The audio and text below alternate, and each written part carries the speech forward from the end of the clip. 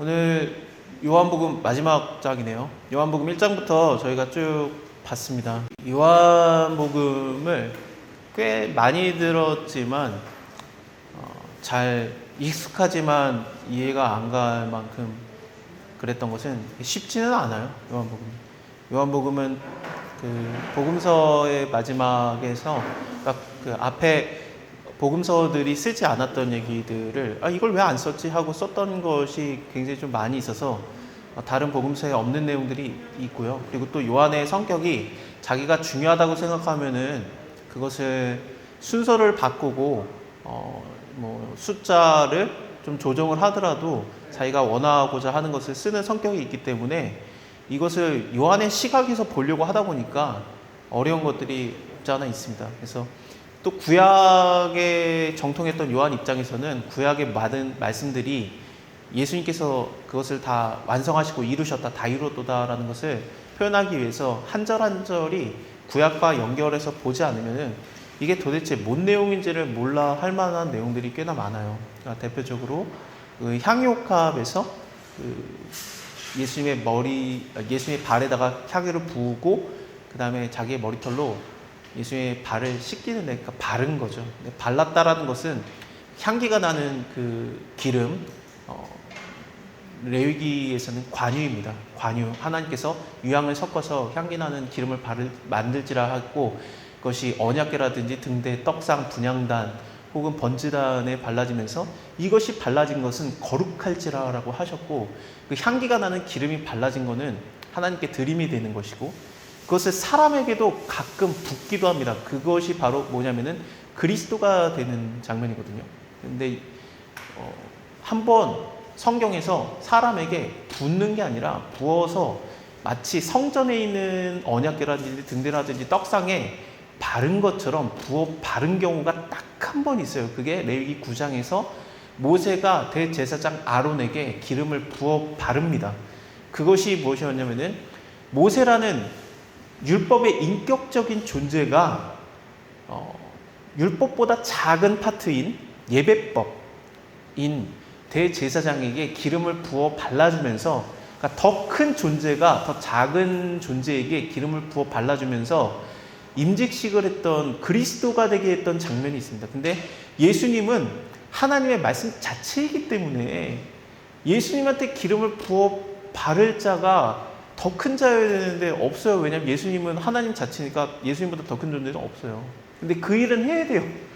그러니까 예수님이 그리스도가 돼야 되니까, 기름 부음 받은 자가 돼야 되니까, 그리스도가 돼야 되니까 그것을 하기는 해야 되는데, 그 임직식을 하긴 해야 되는데 누구를 시켰냐면은 그때 당시에 대제사장도 아니고 그때 당시에 믿음이 좋았던 사람들도 아니고 어느 누구도 아닌 여자에게 그 일을 맡기셨습니다. 그것이 무엇이냐? 그 여자는 자기가 뭘 했는지도 모르고 했던 일, 심지어 예수님의 제자들도 야, 너 그 뭐 하는 짓이냐? 하나님 믿는 사람이면은 가난한 자에게 주는 게 더 하나님 일이 아니겠느냐라고 욕먹을 짓을 했는데, 근데 그 일이 무엇이었느냐? 하나님의 시각에서 볼 때는 모세보다 더 큰 일을 한 거예요. 예수님한테 기름을 부었으니까. 예수님보다 더 클 수는 없어요. 하지만 모세보다 더 큰 일을 맡기신 건 맞아요. 내가 하는 일이 단회적인 일이든 아니면 계속적인 일이든 이것이 별거 아닌 것, 남들이 볼 때 이게 뭐 하는 짓이야, 너 하나님 믿는 거면은 이렇게 하는 게 더 효율적이지 않겠느냐, 욕먹는 일인데 내 안에 성령이 시켜가지고 어쩔 수 없이 한 일이 모세보다 더 큰 일이면 어떡해요? 그게 요한복음을 통해서 발견했던 부분들입니다. 그러니까 요한은 그런 말씀들을, 구약의 구절들을 하나하나를 끌어내는 능력이 어마어마한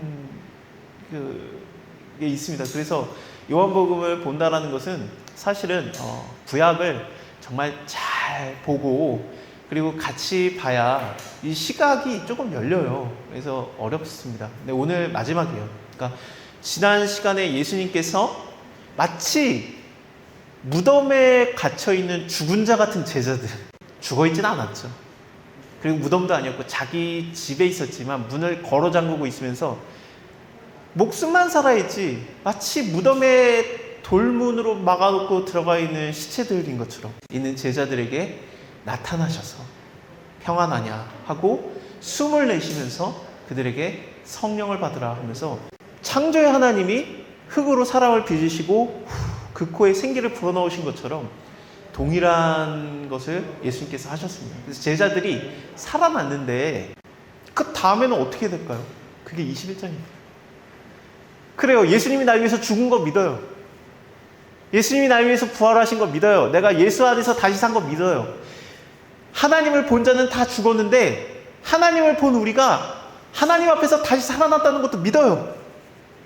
그게 거듭남이라는 것도 알겠어요. 우리에게 성령이 부어져서 우리가 새 사람이 되었다는 것도 알겠습니다. 근데 이제 뭐 하지? 제자들도 똑같은 생각을 했어요. 할 게 없는 거예요. 뭐 하지? 아, 예수님이 날 위해서 죽고 부활하셨는데 뭐 하지? 베드로가 난 물고기 잡으러 가야 되겠다. 그러니까 요한도 따라 나간 건 맞고요. 요한도 그 어부니까. 근데 다른 제자들은 어부가 아닌 제자들도 있는데 우리도 뭐 할지 모르겠는데 베드로나 따라갈까? 그러면서 다 같이 따라 나갑니다. 그래서 물고기를 잡는데 안 잡혀요. 그러니까 예수님께서 날이 새어갈 때, 날이 새어간다는 것은 굉장히 중요합니다. 하나님이 나타날 때는 날이 새어갈 때입니다. 하나님이 나타날 때는 모세한테 내가 다음날 너에게 나타나 주겠다 그러면서 그를 그 바위에 숨기시고 손으로 가리시고 지나가시면서 등을 보이시면 나는 여호와로라 여호와라 지나가시면서 낮에 나타나셨어요. 그리고 제자들이 물에 동요하였고 빠져 죽을 뻔하고 두려워할 때 예수님께서 그 물 위를 걸으시면서 제자들에게 바로 가신 게 아니라 지나쳐 가시려고 했어요. 그것도 또 그 새벽 미명이었습니다. 그러니까 해가 뜰 때 하나님께서 늘 나타나셨어요. 그래서 우리가 새벽 기도를 하는 것도 있습니다만 근데 하나님은 어느 시간에나 계시기 때문에 꼭 그거 시간이 중요한 건 아닙니다. 새벽 기도하는 건 좋습니다. 하지만 그때만 하나님을 만나는 건 아니라 언제든지 만날 수 있습니다. 어쨌든 이때도 예수님께서 새벽에 제자들에게 날이 새어갈 때 제자들에게 물으시는 거죠. 아, 얘들아, 물고기 좀 잡히냐? 여기서 얘들아라는 게 어린아이들을 말하는 5살에서 7살 유치원 애들을 말하는 파이디오나라는 뜻입니다. 그래서 얘들아, 물고기 좀 잡히냐? 예수님께서 보시기에 제자들을 데리고 3년 동안 공생의 사역을 하셨고 죽으시고 부활하셨고 찔러봐라 그래서 믿는 자가 되라 다 하셨고 거듭나게 하셨는데 마치 무덤에 들어가서 죽은 것 같은 그들을 살리셨는데 거듭나게 하셨는데 모습을 보니까 예수 안 믿을 때처럼 똑같이 물고기 잡고 있는 거예요. 야, 나 안 만날 때랑 똑같은 짓 하고 있네. 신앙이 하나도 안 컸구나. 이 어린아이들아, 이 유치원들아, 물고기 좀 잡히냐? 안 잡혀요. 어떻게 해요? 오른쪽에다가 던져라 그래야만 얻으리라. 이게 베드로를 처음 만났을 때는 이 얘기가 아니었어요. 더 깊은 곳에 가서 던져라라고 했죠. 근데 왜 여기서는 갑자기 오른쪽에다 던지라고 합니까? 오른쪽 왼쪽이 중요한 게 아니고요. 더 깊은 곳에 가서 던져라 그러면 그때 일을 생각나게 하는 걸까봐 그걸 얘기하는 게 아니에요. 지금 말하고 싶어 하는 건 뭐냐면은 예수님이 아주 쉬운 계명을 주신 거예요. 하나님께서 사람을 창조하신 다음에 아주 쉬운 계명을 주셨어요. 다 해도 된다. 다 먹어도 되는데 이것만 먹지 마. 그랬던 아주 쉬운 하나의 계명을 인간이 못 지키고 무너졌는데 바로 20장에서 예수님께서 그들을 다시 살리시고 생기를 불어넣으시는 것처럼 성령을 받아라 하면서 거듭나게 하신 다음에 그들을 새로 태어나게 하신 다음에 하나의 쉬운 계명을 주신 거예요. 오른쪽에 그물을 던져라. 다행히도 그것에 순종을 했습니다. 그래서 그물에 던져서 물고기를 잡는데 너무 그물에 물고기가 많이 잡아서 들을 수가 없었어요. 베드로는 너무 물고기가 많이 잡히니까 쉽게 말하면 장사가 잘 되니까 옷까지 벗어 던졌어요. 그러다가 요한이 예수님 아니야? 그러니까 베드로가 자기의 모습을 보니까 옷까지 벗어 던지고 물고기를 잡고 있는 예수님 만나기 전에 자기의 모습이 그대로 보였던 겁니다. 그래서 이 모습에 내가 지금 뭐 하는 거지?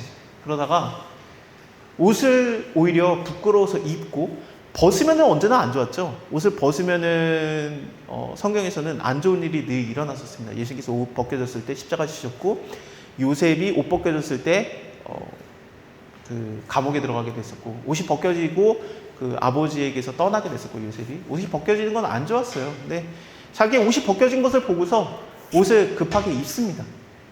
그리고 수영을 해서 한 90m 정도 되는 거리를 수영해서 예수님한테 옵니다.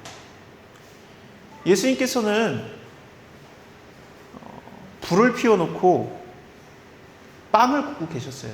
그러다가 나머지 제자들이 물고기 다 잡고, 큰 배예요. 큰 배에서 물고기 잡고, 그게 너무 큰 배니까 무추로 나올 수 없기 때문에 작은 배로 갈아타고, 작은 배에 제자들이 옮겨 타고, 그리고 나서 그물까지 싣고 옵니다. 8절에 보면은 작은 배를 탔다라고 분명히 다른 배라는 게 나옵니다. 그래서 이 배를 옮겨 타고 왔는데, 이 작은 배까지도 제자들이 6명, 7명이 탈 만한 큰 배입니다. 베드로 입장에서 예수님이 지금 내 눈앞에 있지만, 내가 지금 완전히 부끄러워서 옷을 다시 입고 수영을 해야 될 만큼 부끄러움이 있지만, 베드로 입장에서 거듭났지만 얼마 벌었는지 너무 궁금해요. 그래서 예수님이 베드로한테 저기 가서 생선 좀 가져와라. 그러니까 네, 갔다 올게요 하고 간 다음에 생선 한두 마리를 갖고 와가지고 그걸 구우러 예수님한테 갖다 드린 게 아니라, 그물을 그 작은 배에서 끌어내서 나오고 하는 것을 베드로가 주동적으로 합니다. 그리고 요한은 그것도 모자라서 몇 마리를 잡았는지 세어보고 153마리라는 것을 압니다. 예수님이 그거를 묵묵히 다 기다려주고 참고 계세요.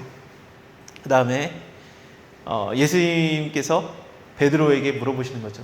그걸 드시면서, 요한의 아들 시몬아, 원래 이름을 예수님께서 베드로라는 반석으로 지어주셨는데 베드로에게 베드로라고 말하지 않고 요한의 아들 시몬아라고 부르면서 옛날에 네가 원래 가졌던 이름, 나 만나기 전에 있었던 베드로야, 너 이 사람들보다 나 더 사랑하느냐? 사랑하다라는 게 아가페입니다. 하나님이 인간을 사랑하는 전적인 신의 사랑입니다. 무조건적인 사랑, 목숨을 버리는 사랑입니다. 예수님께서 말하는 너희가 서로 사랑하라, 아가페, 목숨을 버리는 사랑. 내가 너희를 사랑한다. 친구를 위해서 목숨을 버리는 것보다 더 큰 사랑은 없나니. 전부 다 아가페예요. 네가 신의 사랑으로 나를 사랑해서 나처럼 죽을 수 있느냐라는 걸 물어보신 겁니다. 그거에 대해서 베드로는 친구의 사랑으로는 사랑합니다. 그때 예수님께서 나의 어린 양을 먹여라. 두 번째, 요한의 아들 시몬아, 네가 나를 사랑하느냐? 이 모든 사람들보다 사랑하느냐고 물어보지 않았어요. 네가 나를 신의 사랑으로 사랑하느냐? 주여, 내가 주님을 친구의 사랑으로는 사랑하는 줄을 주께서 아십니다. 내 양을 치라. 세 번째, 요한의 아들 시몬아, 네가 나를 그러면 친구의 사랑으로 사랑하느냐? 라고 물어보십니다. 그러니까 베드로가 근심에 빠졌어요. 내가 친구의 사랑으로는 사랑하나? 주여, 내가 주님을 친구의 사랑으로는 사랑하는 것 같습니다. 그랬더니 예수님께서 내 양을 먹이라. 네가 지금은 나를 친구의 사랑으로 사랑하기 때문에 너가 젊은 지금은 스스로 원하는 곳에 다니며 네가 원하는 일을 하겠지. 하지만 늙어서는 팔을 벌리리라. 베드로가 어떠한 죽음으로 하나님께 영광을 돌릴 것을 가리켜 말씀하신 것이다 라고 하는데, 이게 뭐냐면은 베드로가 십자가에 거꾸로 매달려 죽을 거거든요.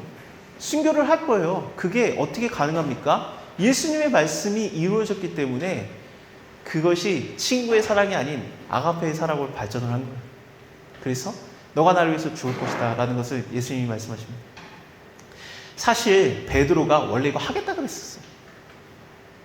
500명의 기적을 이뤘을 때, 많은 물고기 잡았던 것처럼 많은 물고기 하나님이 왕창 줬을 때, 사람들이 미친 듯이 따라왔을 때, 물에 한번 죽을 뻔했을 때, 그래서 예수님이 물 위를 걸으시는 거 보고 예수님이 사람들한테 얘기했던 거, 너희가 날 따라온 것은 물고기 왕창 잡는 것 때문에 그렇구나. 배불러서 그렇구나.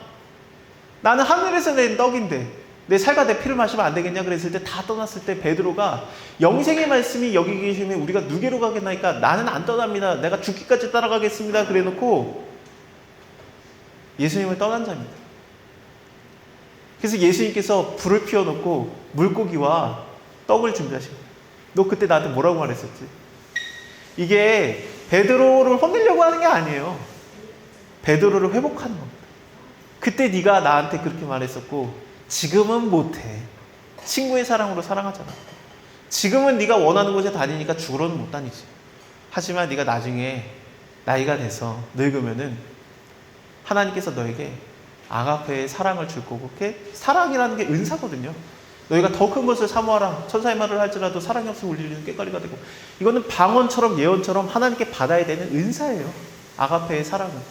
네가 그 사랑을 받게 되면은 나를 위해서 네 말대로 내가 죽기까지 따라가겠나이다. 목숨을 버리리라. 라는 것을 예수님이 이룬 겁니다. 숲풀 앞에서 예수님을 똑바로 쳐다보면서 3번 부인했던 베드로가 이제 숲풀 앞에서 예수님을 사랑한다고 솔직하게 얘기한 겁니다.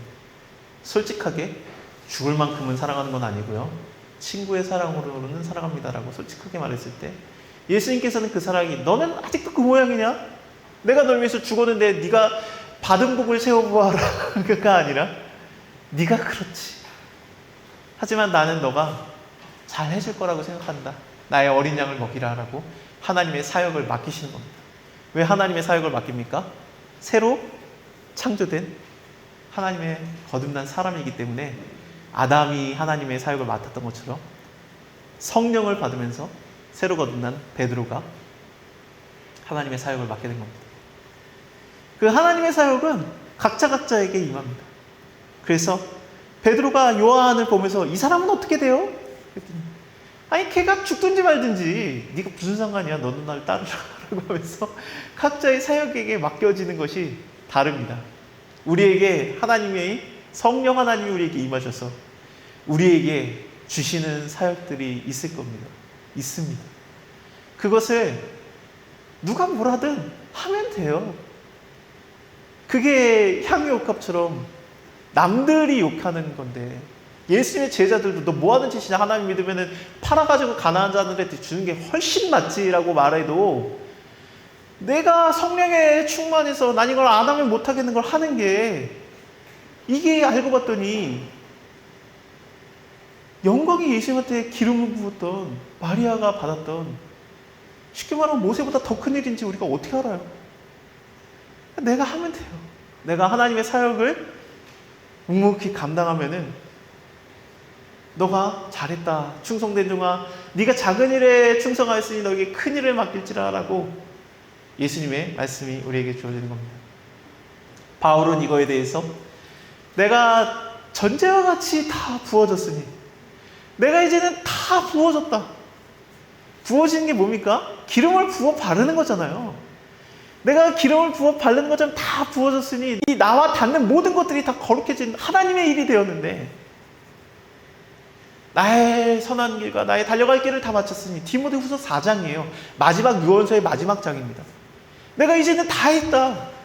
그러므로 나에게 의의 면류관을 예수님께서 주실 것이다.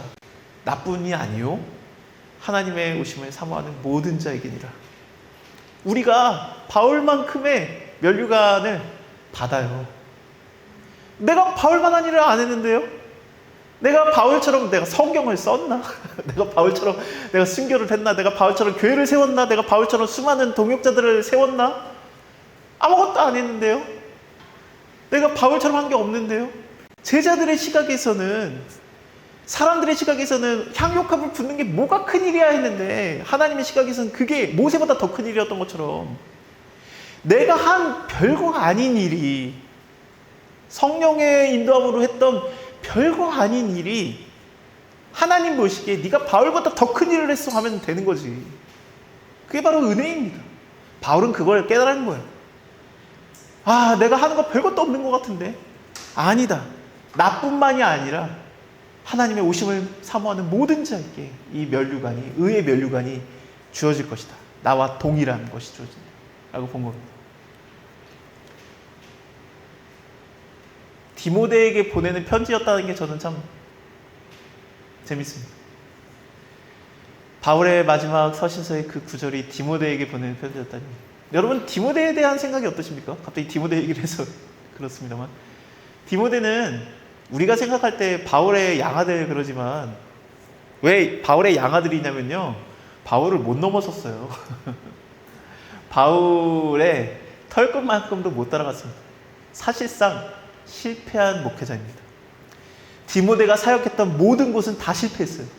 고린도 교회에서 사역했다가 고린도 교회가 분란이 일어났습니다. 그래서 그거를 수습하는 고린도 전후서를 썼어요.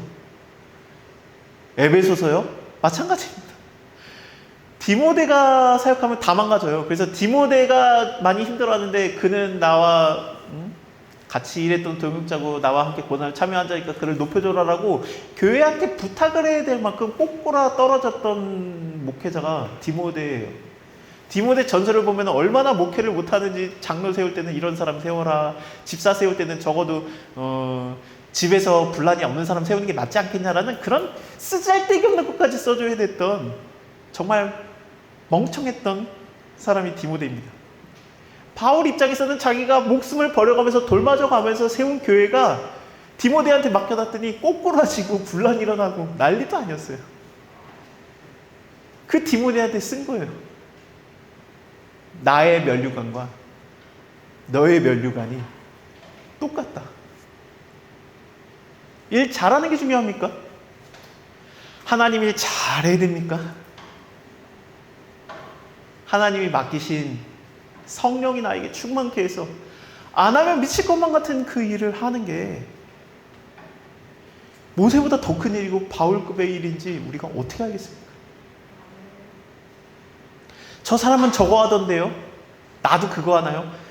예수님께서 아니 너랑 무슨 상관이야, 너는 나를 따르라 라는 예수님의 말을 쫓으시고, 지금은 솔직하게 내가 주님을 위해서 죽을 수는 없고요, 친구의 사랑으로는 사랑해요. 그 정도면 돼요.